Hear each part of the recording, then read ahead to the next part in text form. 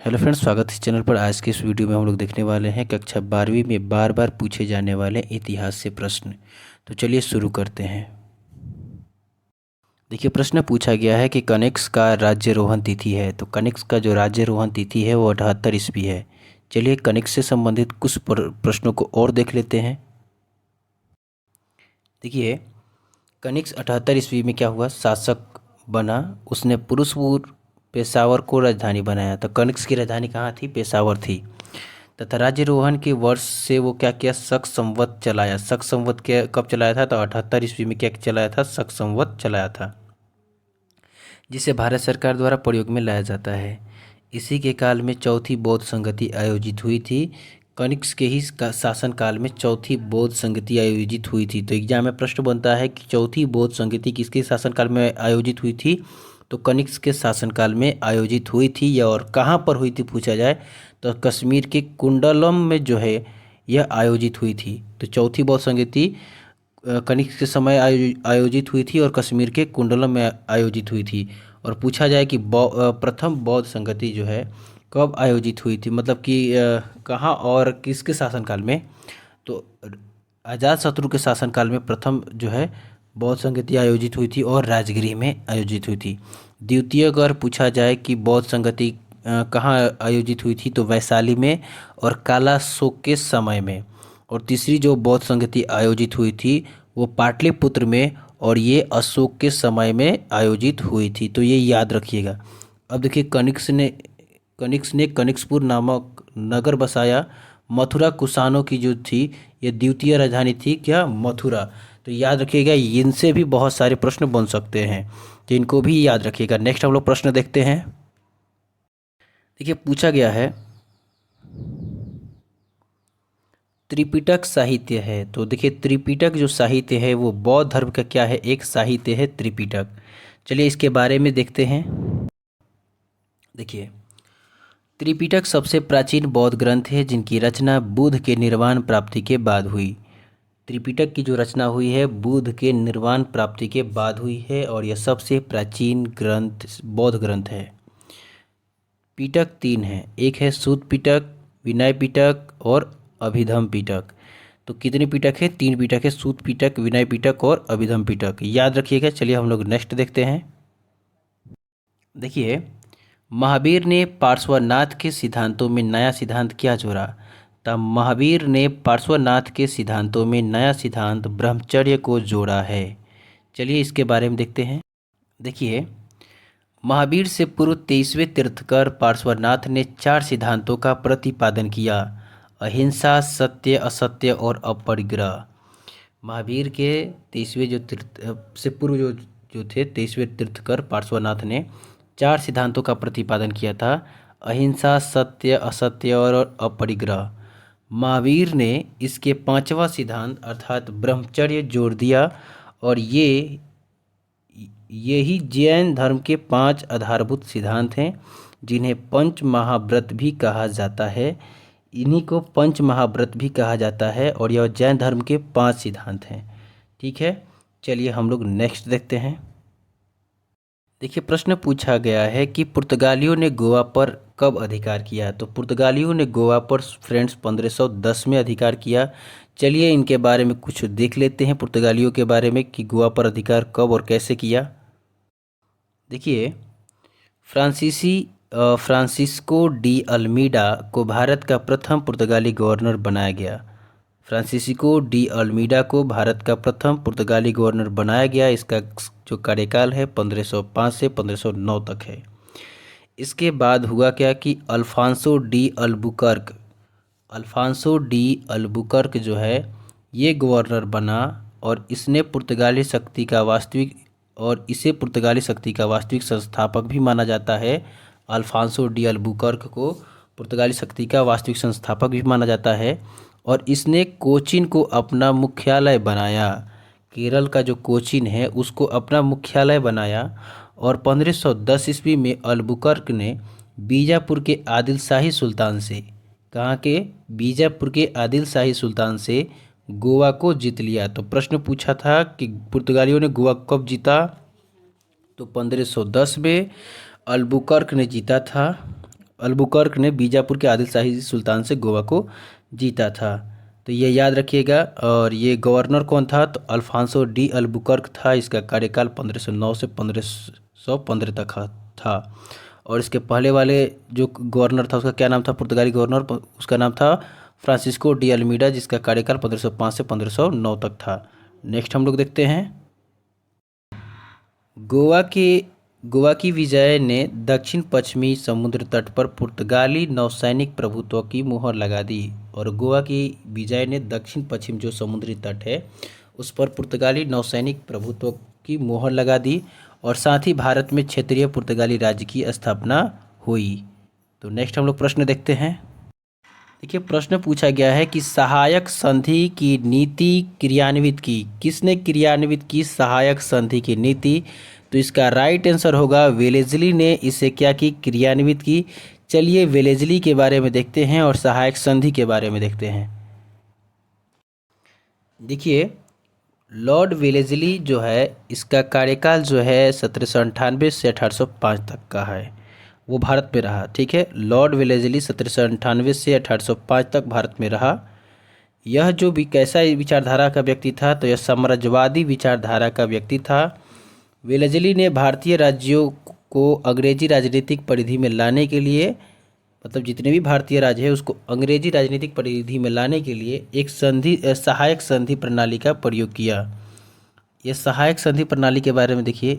इस संधि के अंतर्गत भारतीय राजाओं के विदेशी संबंध कंपनी के अधीन होंगे। ठीक है, उसके बाद बड़े राज अंग्रेज़ों के अधीन एक सेना रखेगी। कोई भी बड़ा राज होगा वो अंग्रेज़ों के अधीन एक सेना रखेगी। राज्य कंपनी के अनुमति के बिना किसी भी यूरोपियों को अपने यहाँ नौकरी नहीं देगी। अगला, कंपनी राज्यों के प्रत्येक प्रकार के शत्रुओं से रक्षा करेगी। अगला जो संधि था, संधि के तहत कंपनी राज्यों की प्रत्येक प्रकार के शत्रुओं से रक्षा करेगी। सहायक संधि स्वीकार करने वाले राज्य जो थे, हैदराबाद था, मैसूर था, तंजौर था, अवध था, पेशवा था, भोसले था, सिंधिया था, जोधपुर था, जयपुर था, मंछेरी था, बूंदी था और भरतपुर था। ये इतना याद करने की ज़रूरत नहीं है। इसमें से एक याद रखिएगा कि सहायक संधि के तहत स्वीकार करने वाला जो पहला राज्य था वो कौन था? तो वेलेज़ली द्वारा जो है विकसित सहायक संधि को स्वीकार करने वाला जो प्रथम राज्य था वो हैदराबाद था। यह याद रखिएगा, पूछा जाता है कि सहायक संधि के तहत स्वीकार करने वाला प्रथम राज्य कौन था? तो हैदराबाद था। और सहायक संधि का क्रियान्वित किसने किया? तो वेलेज़ली ने किया। ठीक है, तो इतना याद रखिएगा। हम लोग नेक्स्ट देखते हैं। अब देखिए, प्रश्न पूछा गया है कि विजयनगर साम्राज्य की स्थापना किसने की? तो आप लोग जानते हैं विजयनगर साम्राज्य की स्थापना हरिहर और बुक्का नामक दो भाइयों ने किया था। तो चलिए विजयनगर साम्राज्य के बारे में कुछ देख लेते हैं, उनसे कौन कौन से प्रश्न बनेंगे वो भी देख लेते हैं। देखिए, हरिहर एवं बुक्का ने विद्यारण्य संत से आशीर्वाद प्राप्त कर 1336 में क्या है कि विजयनगर साम्राज्य की स्थापना किया। कब? तो 1336 में। ये ईस्वी पूछा जाता है, ये याद रखिएगा। ये दोनों भाई वारंगल के काकतीयों के सामंत थे। प्रताप रुद्रदेव के जो थे क्या थे? ये सामंत थे।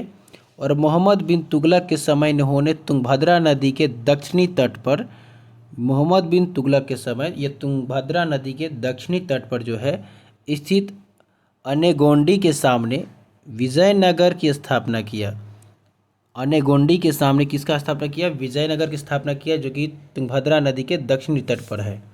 और 1336 ईस्वी में स्थापित इस साम्राज्य के प्रथम वंश का नाम इसके पिता के नाम पर यानी संगम वंश रखा गया। 1336 में स्थापित इस साम्राज्य के प्रथम वंश का नाम जो है इसके पिता के नाम पर संगम वंश रखा गया। देखिए, प्रश्न पूछा गया है कि उत्तर भारत में भक्ति आंदोलन का आरंभ किस संत ने किया? तो देखिए, उत्तर भारत में भक्ति आंदोलन का आरंभ जो है रामानंद ने किया था। किस संत ने किया था? तो रामानंद ने किया था। तो चलिए भक्ति आंदोलन के बारे में विस्तार पूर्वक बताते हैं और उनसे कौन कौन से पॉइंट बन सकते हैं एग्जाम में, उन पॉइंटों से भी हम लोग चर्चा करेंगे और देखेंगे। देखिए, भक्ति आंदोलन की दो धाराएं थी। कौन सी धाराएं थी? तो भक्ति आंदोलन की दो धाराएं थी, एक सगुण धारा था और एक निर्गुण धारा था। शगुन धारा के संत जो थे वो मूर्ति पूजा में विश्वास करते थे, जबकि निर्गुण धारा के जो संत थे वो निराकार में विश्वास रखते थे, यानी मूर्ति पूजा में विश्वास वो नहीं रखते थे। ठीक है, वो निराकार ईश्वर में विश्वास रखते थे। तो भक्ति आंदोलन की दो धाराएं थी, शगुन धारा और निर्गुण धारा। शगुन धारा के जो लोग थे वो मूर्ति पूजा में विश्वास रखते थे। पूछा भी जाता है कि शगुन धारा के संत किस में विश्वास रखते थे, तो मूर्ति पूजा में विश्वास रखते थे। और निर्गुण धारा के संत किस में विश्वास रखते थे, तो निराकार ईश्वर में विश्वास रखते थे। याद रखिएगा। अब देखिए, भक्ति आंदोलन का जो आरंभ है वो दक्षिण भारत में हुआ था। कहाँ से हुआ था? भक्ति आंदोलन का जो आरंभ है वो दक्षिण भारत से हुआ था। शंकराचार्य के अद्वैत की प्रतिक्रिया में भक्ति संतों ने दार्शनिक विचारों का प्रतिपादन किया था। शंकराचार्य के अद्वैतवाद की प्रतिक्रिया में भक्ति संतों ने दार्शनिक विचारों का प्रतिपादन किया था। भक्ति आंदोलन के प्रसार का जो श्रेय है वो 12 अलवार और 63 नयनार संतों को है। अलवार वैष्णव और नयनार जो संत थे, अलवार जो थे वैष्णव थे और नयनार जो क्या थे, संत थे। ये याद रखिएगा, यहाँ से भी प्रश्न बनता है एग्जाम में। अब आगे देखिए, दक्षिण भारत में जो है भक्ति आंदोलन को लाने का श्रेय जो है रामानंद को 12वीं सदी में है। दक्षिण भारत में भक्ति आंदोलन को दक्षिण भारत में भक्ति आंदोलन को उत्तर भारत लाने का जो श्रेय है वो रामानंद को 12वीं सदी में है। ठीक है, तो ये याद रखिएगा। चलिए हम लोग नेक्स्ट प्रश्न देखते हैं। अगला प्रश्न है, पूछा गया है कि कैप्टन हॉकिंस किस मुगल शासक के दरबार में आया? तो कैप्टन हॉकिंस जो है वो जहांगीर के दरबार में आया था। तो चलिए हॉकिंस से जो भी महत्वपूर्ण बिंदु बनेंगे एग्जाम के लिए वो सारे बिंदु पर हम लोग चर्चा करते हैं। देखिए, 1608 ईस्वी में इंग्लैंड के राजा जो थे जेम्स प्रथम के दूत के रूप में कैप्टन हॉकिंस जो है मुगल सम्राट जहांगीर से मिलने आगरा पहुंचा। 1608 ईस्वी में इंग्लैंड के राजा जेम्स प्रथम के दूत के रूप में कैप्टन हॉकिंस जो है मुगल सम्राट जहांगीर से मिलने आगरा पहुंचा। सम्राट जहांगीर ने हॉकिंस से प्रसन्न होकर उसे 400 मनसब और जागीरें प्रदान की। तो एक बात याद रखिएगा यहाँ से, उस समय इंग्लैंड के राजा जो थे वो जेम्स प्रथम थे और कैप्टन हॉकिंस जो है 1608 में आया था भारत। ठीक है, और वो मुगल सम्राट जहांगीर से मिलने आगरा भी गया था। ठीक है, और सम्राट जहांगीर ने हॉकिंस से प्रसन्न होकर जो है उसे 400 मनसब और जागीर प्रदान किए थे। 1613 में जहांगीर ने एक फरमान द्वारा अंग्रेज़ों को सूरत में जो है अस्थायी रूप से कोठी खोलने की अनुमति प्रदान की। और 1613 में जहांगीर ने एक फरमान द्वारा अंग्रेज़ों को सूरत में अस्थायी रूप से कोठी खोलने की क्या दी? अनुमति प्रदान की। ठीक है, तो चलिए हम लोग नेक्स्ट देखते हैं। देखिए, प्रश्न पूछा गया है कि निम्नलिखित में अकबर किस पर अधिकार नहीं कर सका? तो देखिए, मेवाड़ पर अकबर पूरी तरीके से कभी अधिकार नहीं कर सका। चलिए मेवाड़ के बारे में बताते हैं। देखिए, 18 जून 1576 को क्या होता है, मेवाड़ के शासक महाराणा प्रताप और अकबर के बीच हल्दी घाटी का युद्ध हुआ था। कब हुआ था हल्दी घाटी का युद्ध? तो 1576 में, 18 जून 1576 में। और किनके बीच हुआ था? तो महाराणा प्रताप और अकबर के बीच होता है हल्दी घाटी का युद्ध मेवाड़ के शासक महाराणा प्रताप से, जिसमें अकबर विजयी रहता है। इस युद्ध में मुगल सेना का नेतृत्व जो है मानसिंह कर रहे थे एवं आसफ खां ने किया। इस युद्ध में मुगल सेना का नेतृत्व जो है मानसिंह एवं आसफ खां ने किया। 19 फरवरी 1597 को 57 वर्ष की उम्र में क्या होती है, महाराणा प्रताप की मृत्यु हो जाती है, जो कि मेवाड़ के शासक थे। याद रखिएगा, 57 वर्ष की उम्र में इनकी क्या हो जाती है, मृत्यु हो जाती है। चलिए हम लोग नेक्स्ट देखते हैं। देखिए, प्रश्न पूछा गया है कि भारतीय संविधान के अनुसार संप्रभुता निहित है। तो भारतीय संविधान के अनुसार जो है संप्रभुता निहित है। संविधान में ही क्या है, संप्रभुता निहित है। ठीक है, अब देखिए, संविधान सभा की अगर पूछा जाए कि प्रथम बैठक कब हुई थी, तो 9 दिसंबर 1946 को क्या होती है, इसकी प्रथम बैठक होती है। संविधान जो है 26 नवंबर 1949 को बनकर क्या हो जाता है, तैयार हो जाता है। विश्व का सबसे लंबा संविधान भारत का ही ये संविधान है। और विश्व का पहला लिखित संविधान पूछा जाए तो अमेरिका का है, और विश्व का सबसे लंबा संविधान पूछा जाए तो भारत का है। यह बनकर कब तैयार हो गया, तो 26 नवंबर 1949 को बनकर यह तैयार हो चुका था। और संविधान सभा की प्रथम बैठक कब हुई थी, तो 9 दिसंबर 1946 को हुई थी। उसके बाद भारतीय संविधान 26 जनवरी 1950 को क्या होता है, लागू होता है। और विश्व का पहला अलिखित संविधान पूछा जाए तो इंग्लैंड है। इंग्लैंड का जो है जो विश्व का पहला अलिखित संविधान पूछा जाए तो इंग्लैंड का है। ठीक है, तो चलिए हम लोग नेक्स्ट देखते हैं। देखिए, राखल दास बनर्जी को मोहनजोदड़ो के अवशेष किस वर्ष मिले, तो राखल दास बनर्जी को मोहनजोदारो के जो अवशेष हैं वो 1922 में मिले थे। और हड़प्पा सिंधु घाटी सभ्यता का जो अवशेष दयाराम साहनी को जो मिला था 1921 में मिला था। तो चलिए मोहनजोदड़ो से कुछ प्रश्न बनते हैं, उन प्रश्नों को देखते हैं। ठीक है, देखिए मोहनजोदड़ो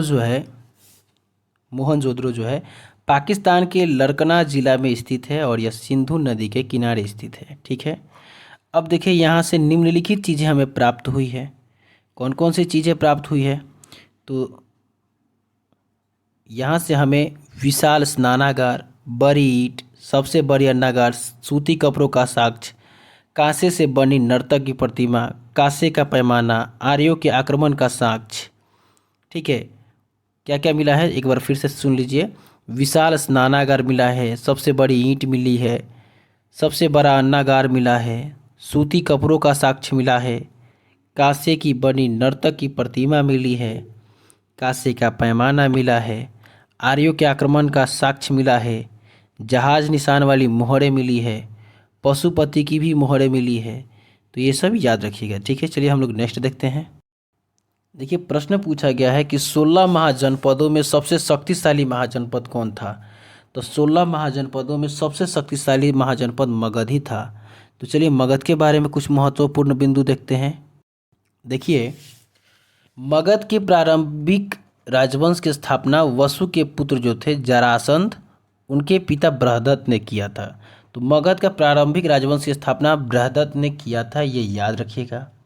बिंबिसार ने लगभग 545 ईसा पूर्व में हर्यक वंश की स्थापना की और वो अपना राजधानी जो है राजगृह को बनाया। तो मगध की राजधानी जो बनी वो राजगृह बनी। ठीक है, उसके बाद में महात्मा बुद्ध की सेवा में बिंबिसार ने राजवैद्य जीवक को भेजा था। तो महात्मा बुद्ध की सेवा में बिंबिसार ने किस राजवैद्य को भेजा था, जीवक को भेजा था। अवंती के राजा चंद्रप्रद्योत जब पांडु रोग से ग्रसित थे तो उस समय भी बिंबिसार जीवक को उनकी सेवा शुश्रूषा के लिए भेजा था। उसके बाद में अजातशत्रु अपने पिता बिंबिसार की हत्या कर 493 ईस्वी पूर्व में मगध का शासक बना।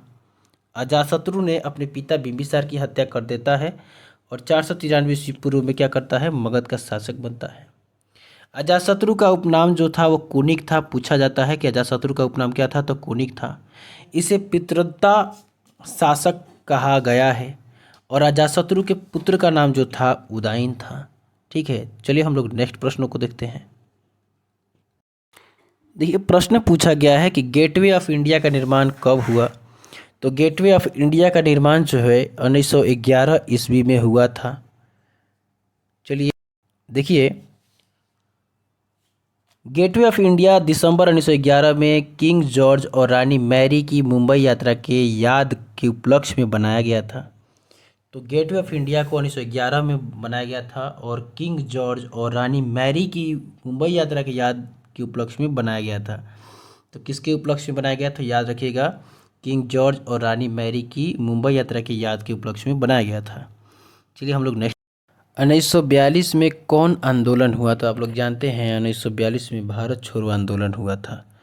चलिए देखते हैं भारत छोड़ो आंदोलन से कुछ प्रश्नों को।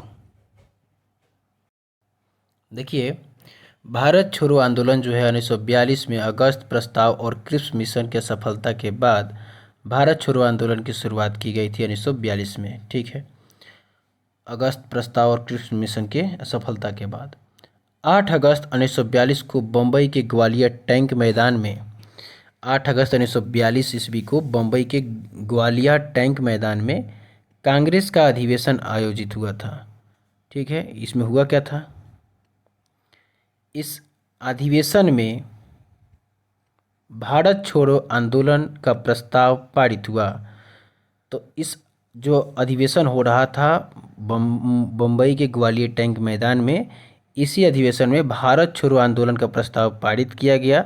ये कब हो रहा था? तो 8 अगस्त 1942 को, तथा महात्मा गांधी ने करो या मरो का नारा दिया इसी में। ठीक है, 9 अगस्त 1942 को कांग्रेस के सभी बड़े नेता गिरफ्तार कर लिए गए और गांधी जी को पूना के आगा खां महल में रखा गया तथा कांग्रेस कार्यकारिणी के अन्य सदस्यों को अहमदनगर के दुर्ग में रखा गया। उसके बाद हुआ क्या? इस आंदोलन का नेतृत्व जयप्रकाश नारायण, राम मनोहर लोहिया, अरुणा आसिफ अली ने भूमिगत रहकर प्रदान किया। इस आंदोलन का नेतृत्व जो है जयप्रकाश नारायण ने, राम मनोहर लोहिया ने और अरुणा आसिफ अली ने भूमिगत रहकर प्रदान किया। देखिए, मुग़ल बादशाह आलमगीर के नाम से जाना जाता है। तो मुग़ल बादशाह आलमगीर के नाम से औरंगजेब को जाना जाता है। चलिए औरंगजेब से कुछ पॉइंट्स देख लीजिए। देखिए, औरंगजेब का जो जन्म है 3 अक्टूबर 1618 को उज्जैन के दोहाद नामक स्थान पर मुमताज़ महल के गर्भ से हुआ। तो औरंगजेब का जो जन्म है 3 नवंबर 1618 ईस्वी को हुआ था, जो कि दोहाद जो है गुजरात में है। उस स्थान पर मुमताज़ महल के गर्भ से क्या होता है? जन्म होता है। शाहजहाँ की जो पत्नी थी मुमताज़, उनके गर्भ से इसका जन्म होता है। कब? तो 3 नवंबर 1618 को होता है। ठीक है, दोहाद गुजरात में। औरंगजेब के बचपन का अधिकांश समय नूरजहाँ के पास बीता। ठीक है, औरंगजेब का जो अधिकांश जो समय था वो नूरजहाँ के पास बीता और पीर मोहम्मद हकीम औरंगजेब के गुरु थे। पूछा जाए कि औरंगजेब के गुरु कौन थे, तो पीर मोहम्मद हकीम जो थे कौन थे? औरंगजेब के गुरु थे। 18 मई 1637 को औरंगजेब का विवाह जो होता है फारसी राजघराने की राजकुमारी जो थी दिलरास बानो बेगम, जिसे रजिया बीबी भी कहा जाता था, उनसे हुआ था। ठीक है, जिनका पूरा नाम क्या था? दिलरास बानो बेगम। 18 मई 1637 को औरंगजेब का जो विवाह होता है फारसी राजघराने की दिलरास बानो बेगम से होता है। और इनके गुरु का नाम इसमें क्या बताया गया है? पीर मोहम्मद हाकिम बताया गया है। और औरंगजेब का जो बचपन का अधिकांश समय उनके दादी नूरजहाँ के पास बीता। और उसके बाद में इनका जो जन्म हुआ था 3 नवंबर 1618 को दोहाद गुजरात में हुआ था। चलिए नेक्स्ट हम लोग देखते हैं। ये प्रश्न पूछा गया है कि भारतीय संविधान की प्रारूप समिति के अध्यक्ष कौन थे? तो आप लोग सभी लोग जानते होंगे कि भारतीय संविधान की प्रारूप समिति के जो अध्यक्ष थे भीमराव अंबेडकर थे। चलिए प्रारूप समिति के बारे में कुछ पॉइंट्स देख लीजिए। देखिए, डॉक्टर BN राव द्वारा सृजित संविधान के प्रारूप पर विचार करने के लिए संविधान सभा द्वारा BR अम्बेडकर की अध्यक्षता में एक प्रारूप समिति का गठन किया गया। ठीक है, मतलब डॉक्टर BN राव द्वारा जो सृजित संविधान के प्रारूप पर विचार करने के लिए संविधान सभा द्वारा BR अम्बेडकर की अध्यक्षता में एक प्रारूप समिति का गठन किया गया। प्रारूप समिति में अध्यक्ष को छोड़कर सदस्यों की कुल संख्या जो थी कितना थी? 6 थी। अगर टोटल अध्यक्षों की संख्या सदस्यों की संख्या पूछा जाए तो कितने थे? 7 थे। किनको? BR अम्बेडकर को छोड़कर कितना था? 6 था। ठीक है, नेक्स्ट हम लोग देखते हैं। पूछा गया है कि दीन-ए-इलाही धर्म के संस्थापक कौन था? तो दीन-ए-इलाही धर्म के संस्थापक कौन था? अकबर था। चलिए इस धर्म के बारे में कुछ देख लेते हैं और अकबर के बारे में कुछ महत्वपूर्ण प्रश्न देख लेते हैं।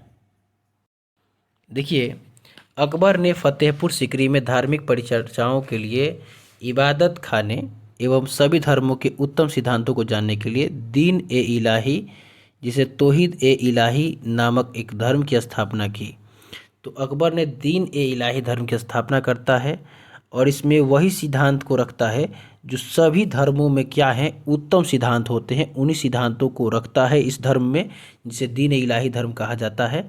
और अकबर ने फतेहपुर सीकरी में धार्मिक परिचर्चाओं के लिए एक इबादत खाने का भी निर्माण किया था, फतेहपुर सीकरी में।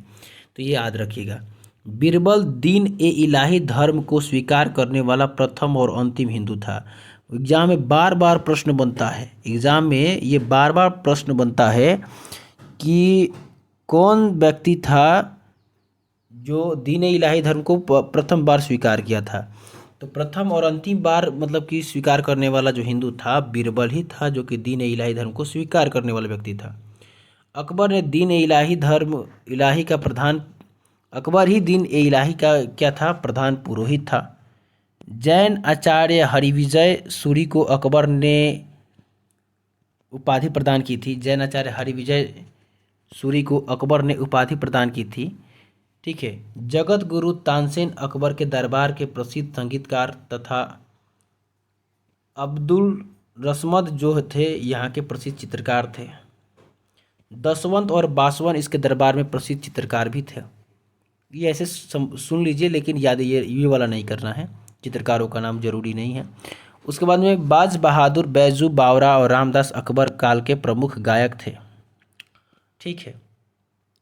बाज बहादुर, बैजू बावरा, रामदास अकबर काल के महत्वपूर्ण गायक थे। ये याद रखिएगा। अबुल फजल ने अकबरनामा जो है आईने अकबरी की रचना की। अबुल फजल ने अकबरनामा यानी आइन ए अकबरी की रचना की। अबुल फजल के बड़े भाई फैजी अकबर के राज कवि थे। अबुल फजल के बड़े भाई जो फैजी थे वो अकबर के क्या थे, राज कवि थे। चलिए नेक्स्ट देखते हैं। देखिए प्रश्न पूछा गया है कि स्थापत्य कला का सबसे अधिक विकास किसके समय में हुआ। तो स्थापत्य कला का सबसे अधिक विकास जो है वो शाहजहाँ के समय में हुआ है। किसके समय में, शाहजहाँ के समय में। तो चलिए शाहजहाँ से कुछ प्रश्न देखते हैं। देखिए शाहजहाँ जोधपुर के शासक उदय सिंह की पुत्री जगत गोसाई, जिसे जोधाबाई कहा जाता था, का पुत्र था। ठीक है। शाहजहाँ जो था वो जोधपुर के शासक उदय सिंह की पुत्री जगत गोसाई, जिसे जोधाबाई कहा जाता था, उनका क्या था, ये पुत्र था। ठीक है। उसके बाद में इनका जो जन्म था 5 फरवरी 1592 को लाहौर में हुआ था शाहजहाँ का। और इनका बचपन का नाम बार बार पूछा जाता है कि शाहजहाँ का बचपन का नाम क्या था, तो खुर्रम था। इनका विवाह जो है नूरजहाँ के भाई आसफ खां की पुत्री अर्जुमंद बानो बेगम से होता है, जो मुमताज़ महल के नाम से प्रसिद्ध हुई।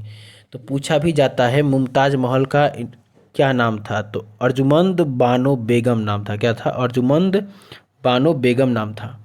शाहजहाँ ने उसे मालिका ए जामनी की उपाधि प्रदान की थी। मुमताज़ महल को शाहजहाँ ने मालिका ए जमानी की उपाधि प्रदान की थी। और 7 जून 1631 को मुमताज़ की प्रसव पीड़ा के कारण क्या होती है,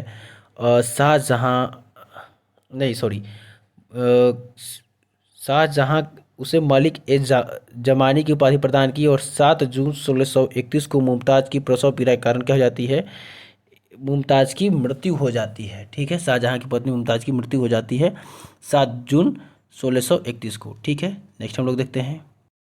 देखिए प्रश्न पूछा गया है कि भारत का अंतिम मुगल शासक कौन था। तो आप लोग जानते होंगे कि भारत का अंतिम मुगल शासक कौन था, तो बहादुर शाह जफर थे। ठीक है। देखिए प्रश्न पूछा गया है कि मुस्लिम लीग की स्थापना किस वर्ष हुआ। तो मुस्लिम लीग की स्थापना जो हुआ है 1906 में हुआ है। ठीक है। चलिए देखते हैं मुस्लिम लीग से कुछ महत्वपूर्ण बिंदु।